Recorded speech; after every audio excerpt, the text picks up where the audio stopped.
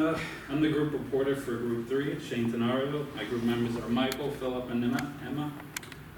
Our experiment was experiment 1 with the Clapeyron equation. So a refresher, the Clapeyron equation is an equation that helps us understand the phase changes from a liquid to a vapor. Significance is useful for determining properties that are challenging to measure directly. So in this case, it'd be latent heat. The latent heat we were trying to find was latent heat of vaporization, the amount of energy required to change a substance from liquid to gas at its boiling point. So our objective during the experiment was to boil water at increasing measurements of pressure, so we would be able to determine the latent heat of vaporization by subjecting the water at boiling points at lower pressures, increasing. We would then verify this with the steam table data results to see if it correctly aligns. So here's our, beautiful Clapeyron equation. Derived it so we could find the latent heat once we got all the pressure and temperature from the experiment. Just to bring you all over here, this is how our experiment was set up basically. We had our little flask, we have water set up. This is our thermocouple that would measure the temperature as we would boil it with our little Bunsen burner. And then we have our little vacuum valve that would bring the pressure to near vacuum state, and then as it would boil, we'd release some pressure, and then we would start logging the results. So once we got our results for the latent heat, we would set it in curve fit forms. So we had three different procedures.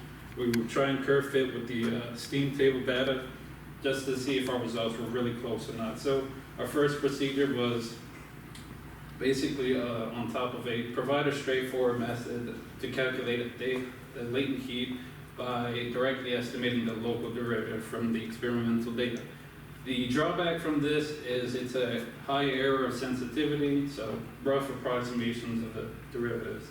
Our procedure 2 was basically finding a linear fitted curve to the experimental data.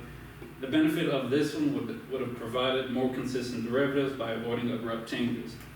As for our procedure 3, I will show all these graphs in a moment, but as for the procedure 3, it was basically following a linear relationship of the latent heat over temperatures ranging to provide a more accurate version of the equation.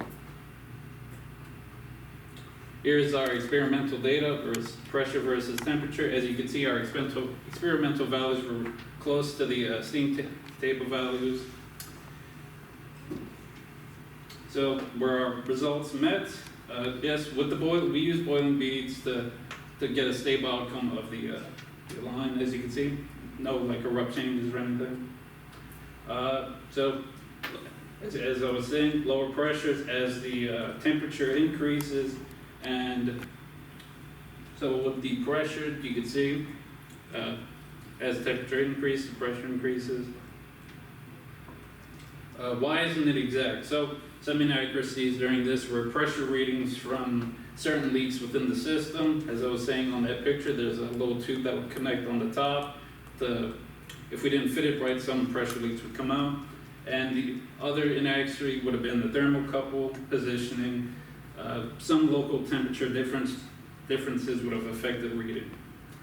To give you a heads up, I did mess up a lot of these procedure graphs, like Miles did, so the graphs won't look correct. It's me.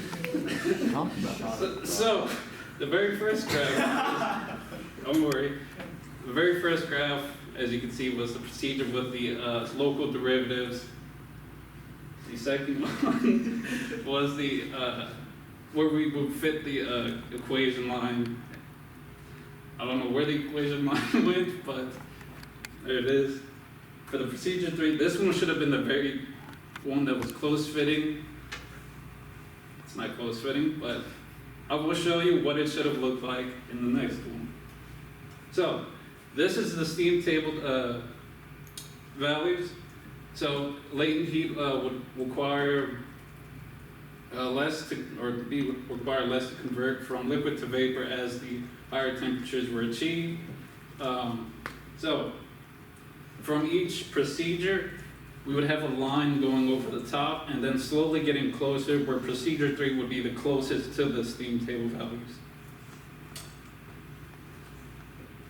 That's all. Any questions?